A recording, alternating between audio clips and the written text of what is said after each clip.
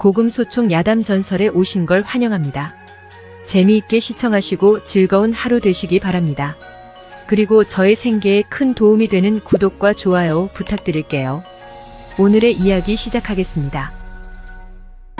귀신의 예언. 김상국이 젊었을 때 있었던 일이다. 그는 몇몇 친구와 함께 과거를 보려고 100년 아래에 있는 영월암이라는 조용한 암자에 가서 공부를 하고 있었다. 하루는 친구들이 집에 볼 일이 있다며 모두 돌아가고 상국만 홀로 암자에 남아 밤늦도록 등불을 켜고 책을 읽고 있었다. 그날따라 밤마다 지저귀던 산새며 구슬피 울어대던 풀벌레 소리도 나지 않고 부슬비만 뿌옇게 바람에 흩날리는 것이 적막하다 못해 스산한 분위기가 암자를 감싸고 돌았다.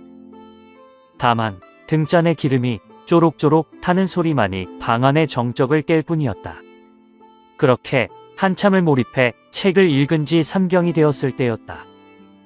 어디선가 여인의 곡소리가 낭낭하게 들려왔다. 처음엔 산 기슭에서 들려오던 곡소리가 점점 가까워지더니 어느새 문 바로 밖에서 들려오는 것이었다. 이에 이상한 생각이 들었던 상국이 보던 책을 덮고 일어서서는 곡소리가 나는 쪽 밀창에 대고 소리쳤다. 밖에 누구냐? 상국의 물음에 곡소리가 잠시 멈칫하는가 싶더니 곧 여인이 말하였다. 저는 한 소부이옵니다. 그런데 어인일로 이 야심한 밤에 이곳에서 이리 울고 있는 것이냐? 잘 곳이 없어 울고 있나이다. 여인의 말에 상국이 의아한 듯 물었다. 잘 곳이 없다니. 도대체 네 집이 어디이길래 잘 데가 없단 말이냐? 저 뒷산 절벽이옵니다. 순간 괴이한 생각이 든 상국이 여인에게 꾸짖어 물었다. 감히 나를 놀리는 것이냐? 뒷산 절벽에는 집이 없는 것을 내 알고 있거늘. 글 공부하시는데 괜한 방해를 놓아 송구하옵니다. 그러더니 또다시 통곡을 하기 시작했다. 한참 동안 곡소리를 듣고 있던 상국이 문득 여인의 정체가 궁금해졌는지 슬쩍 창문을 열고선 밖을 내다보았다. 창밖에는 여인의 모습은 보이지 않고 부슬비만 부슬부슬 내리고 있었다. 하지만 여인의 구슬픈 곡소리는 여전히 허공에서 들려왔다. 그 순간 머리털이 쭈뼛하며 식은땀이 주르륵 등으로 흘러내렸다. 그 순간도 잠시 멈칫하던 상국이 이내 마음을 다잡고 허공에 대고 말했다. 대체 너는 귀신이냐 사람이냐? 정체가 뭐길래 이리 사람을 희롱하려 드느냐? 그러자 여인이 곡을 멈추고 말했다. 딸이, 저는 귀신이옵니다. 살아생전 원한이 있어 구천을 떠돌고 있었는데 마침 김공이 암자에서 머물고 있기에 한 가지 청을 하려 찾아온 것입니다. 귀신의 말에 상국은 떨리는 손으로 간신히 방구석에 있는 촛대를 들더니 아무렇지도 않은 척 위험 있는 목소리로 말하였다. 요사스런 귀신의 몸으로 무슨 청이 있단 말이냐? 또한 청을 할 것이라면 응당 예를 갖춰야 할 것을 어찌 이리도 무례하게 곡소리만 내는 것이더냐? 얼른 나타나지 못할까? 내 모습을 썩 드러내거라.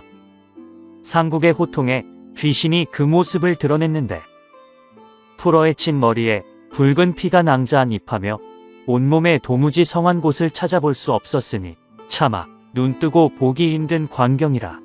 상국은 순간 흠칫 놀라며 자신도 모르게 으윽하는 신음소리를 내뱉더니 새파랗게 질려 있었다. 아니 어찌 저리도 처참한 몰골로 죽은 것이더냐? 놀란 상국의 모습을 본 귀신이 미안한 듯 나지막히 말했다. 제가 이런 모습으로 공 앞에 나타나면 지금처럼 무서워하실까봐 감히 나타나지 않은 것이옵니다. 우리를 용서하십시오. 귀신의 말에 곧 정신을 차린 상국이 그간의 자초지종을 캐묻기 시작했다. 너에게 도대체 무슨 일이 있었던 게야? 어찌 이리도 참담한 모습이란 말이더냐? 무슨 원한이 있단 말이냐? 상국의 질문 세례에 잠시 생각을 정리하는 듯 숨을 고르던 귀신이 사연을 말하기 시작했다. 저는 본래 최역관이라는 자의 아내이옵니다. 하운데 제 남편이 몹쓸 음부에게 빠져 그녀만을 예뻐하더니 그녀의 가문이설에 넘어가 저를 본가로 쫓아보냈습니다. 그리고 급기야 분가로 가는 길목에서 저를 기다리고 있다가 저를 죽이고 저 영호람 뒷산 기슭에 버려버렸습니다. 심지어 그것도 모자라 제 부모님을 찾아가서는 다음과 같이 말하며 저를 욕보였답니다. 따님이 방탕한 짓을 하다 들킬 것이 없나 도망갔습니다. 아내의 생사도 모르는 데다 좋지 못한 소문만 가득 안고 사라졌으니 이 천추의 한을 어떻게 하면 풀겠습니까? 그 후 친정 어머님께서 몸져 누우셨는데요. 얼마 지나지 않아 돌아가시게 되었으니 서방이 나를 2번 죽인 것이나 다름없지요. 이런 죽일 놈이 어디 있겠습니까? 그러니 제가 어찌 마음 편히 저승을 가리오. 귀신의 사연을 듣고 나니 방금 전까지 무서웠던 모습은 온데간데없고 그녀가 너무도 가엽게만 보였다. 그런 죽일 것들이 있나. 시가 떨리는구나. 허나 내 죽음이 분명 억울하고 나 역시 분노를 금할 수 없을 만큼 안타까운 일인 건 자명하지만 지금 내 힘으로는 어찌할 도리가 없으니 미안할 뿐이구나. 자책하며 미안해하는 상국의 힘없는 모습에 여인이 미소를 지으며 말했다. 제가 공의 장례를 하나 말씀드리지요. 공께서는 지금은 글 공부를 하시오나 머지않아 등과를 할 것이옵니다. 그리고 얼마 후 형조가 되실 것입니다. 형조는 곧 형욱의 관리이오니 마음만 먹는다면 제 원수를 갚아주실 수 있을 것입니다. 이 말을 끝으로 여인 귀신은 2번 절하고 물러갔다. 뜬 눈으로 밤을 지샌 상국은 이튿날 아침이 되자마자 여인이 말한 영월암 뒷산으로 올라갔다. 수풀을 헤치고 뒷산 이곳저곳을 살펴보다 어느 한 바위 앞에서 간밤에 보았던 여인의 시신을 발견했다. 어젯밤 나타난 그 모습 그대로였는데 마치 지금 막 죽은 사람처럼 보였다. 상국은 정성스레 여인의 시신을 수습해 양지 바른 곳에 묻어주고 제사까지 지내주었다. 상국은 이 사건을 어느 누구에게도 말하지 않고 마음속에만 담아두었다. 그리고 학업에 힘써 몇 해 뒤 귀신이 예언한 대로 과거에 급제하고 여러 관직을 전전하다가 얼마 뒤에 형조 참의에 올랐다. 형조 참의에 오른 상국은 부임하자마자 여인의 일을 수사하기 시작했다. 사령을 시켜 여인의 남편 최역관을 잡아들이고 그와 공모해 여인을 살해한 내연녀까지 잡아들였다. 네가 내 부인을 무참히 죽이고 그 시신을 유기했겠다. 상국의 신문에 최역관이 펄쩍 뛰면서 머리를 가로저으며 말했다. 그게 무슨 말씀이옵니까? 죽이다니요. 제가 제 마누라를 왜 죽입니까? 벼락 맞을 소리입니다. 뻔뻔한 최역관의 거짓말에 상국은 다시 캐물었다. 네가 아니면 누가 죽였느냐? 그럼 전현이겠구나. 날이 저는 모르는 일이옵니다. 힘없는 아녀자가 무슨 살인입니까? 내연녀 역시 발뺌을 하며 모르쇠로 일관하자 상국은 더욱더 화가 나 말했다. 자네도 아니고 내연녀도 아니면 그럼 너희 둘이 같이 죽인 게로구나. 이 말에 최역관은 뜨끔하여 가슴이 떨리고 기가 질렸으나 제 죄를 자백하는 날에는 목이 날아갈 판이 아닌가. 최역관은 어떻게든 발뺌을 하려 그럴듯하게 꾸며대었다. 제 아내는 몇 해 전 이웃 사내와 밀통하다가 발각이 되어 도망쳤습니다. 그 이후로 본 적도 소식조차 들은 적이 없습니다. 최역관의 뻔뻔한 거짓말에 상국은 화를 버럭내며 곁에 있던 집장 사령에게 명령을 내렸다. 이놈이 제 죄를 모두 자백할 때까지 곤장을 매우 쳐라. 네, 곤장을 치랍신다. 그 말이 끝나기도 무섭게 사령들이 달려들어 태장을 가했다. 이를 지켜보던 내연녀는 어찌할 바를 몰라 몸서리를 치더니 결국 정신을 잃고 까무러쳐 버렸다. 일이 이 지경인데도 최역관은 악에 바친 변명만 하며 소리치고 있었다.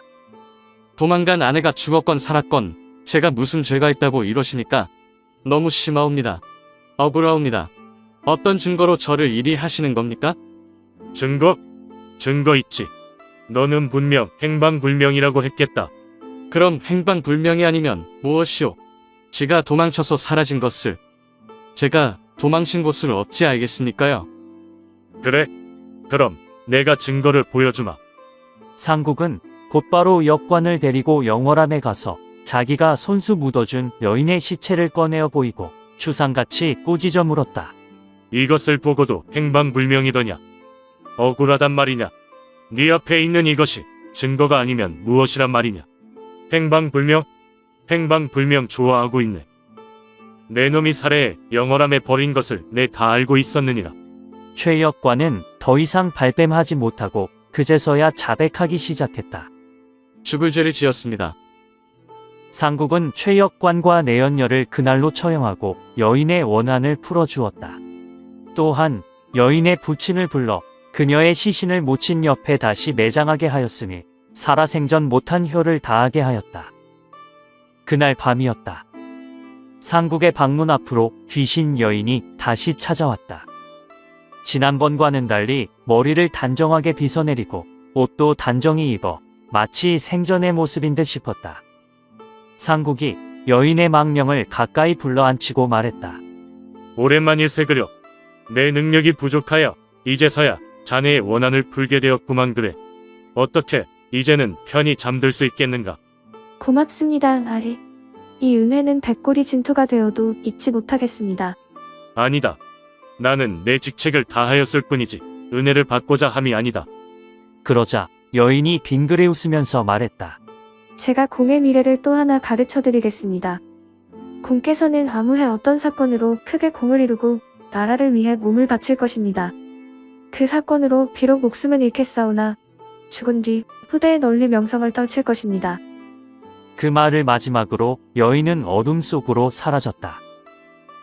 여인의 예언대로 얼마 뒤 조정에 당파가 생겼는데 상국은 반대 당파에 의해 목숨을 잃고 말았다.